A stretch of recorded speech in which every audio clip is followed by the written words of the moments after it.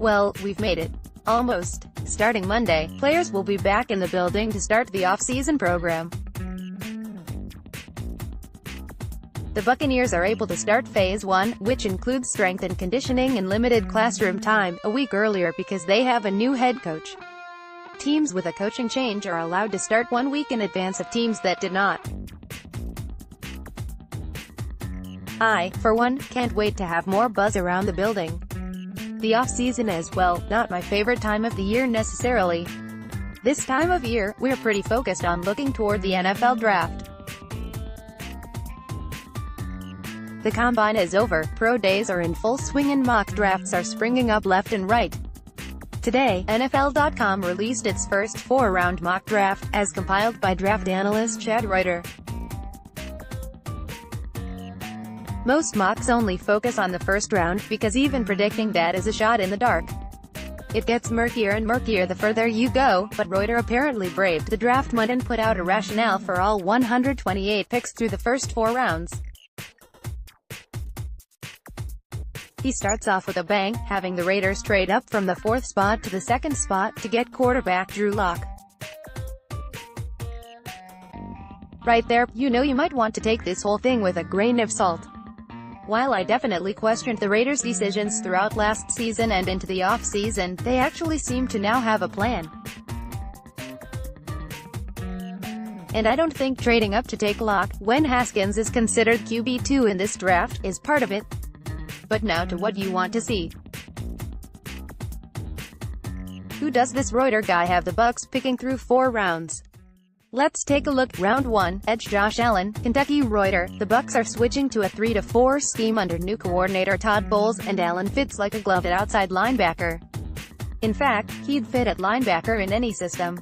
While Bowles' actual scheme has yet to be determined, it's definitely going to be more flexible and fluid, exploiting the confusion it creates. Therefore, players need to be versatile and fast. Allen is both, so the rationale is there. Now, if Allen is at pick number 5 remains to be seen. Round 2, Darnell Savage, Maryland. Reuter, Savage, an appropriate name for a Buccaneer, has the needed coverage skills for a safety in today's NFL and fits a need for Tampa Bay. Though I appreciate the wordplay that could come with a name like Savage, that's not actually a reason to take a player. That said, there are other reasons to take Savage, and after seeing his performance at the Senior Bowl firsthand, this would be a great addition to the Bucs roster with how versatile safeties and secondary players will need to be in this new scheme.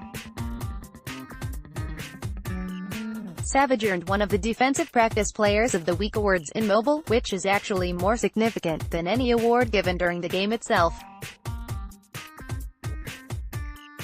This is where you get to see prospect against prospect and put them through some of the rigors of NFL practices. He followed his Senior Bowl up with a great combine performance and looks to be a riser in this draft. Round 3, WR Terry McLaurin, Ohio State. Reuter, McLaurin's speed and improved hands will help make up for the loss of big play threat Deshaun Jackson. So, that rationale would make sense to me if the Bucs hadn't already addressed the deep threat in signing Breshad Perriman from the Browns. Cleveland tried to hold on to him by offering him a deal in free agency, and I had someone in the Browns front office classify his speed as elite to me, but once they traded for OBJ, Perriman knew he wouldn't get the touches he wanted. He opted for Tampa Bay instead, and with that elite speed is thought to be the guy who can stretch the field vertically and Bruce Arians' offense. For those reasons, I'm not so sure about this pick, especially considering Licht & Co. have been so successful with 2nd, 3rd, 4th round guys that I think they address a need in the 3rd round rather than a receiver. Round 4, RB Damian Harris, Alabama. Reuter, a 4th round run on running back starts with the Bucs, who could use an all-around back like Harris to compete with Peyton Barber, signed through 2019, and 2018 2nd round pick Ronald Jones too. Say what you want about Alabama running backs, but this could make sense in the 4th round. Arians has stressed how impressed he is with Peyton Barber, so I'm not totally sure that Harris would be competing with who Arians has already tapped as the starter, but more competition in the room overall couldn't hurt. Given that the last 2 picks from Reuter have been skill positions though, I remain skeptical with no mention of offensive line or cornerback help.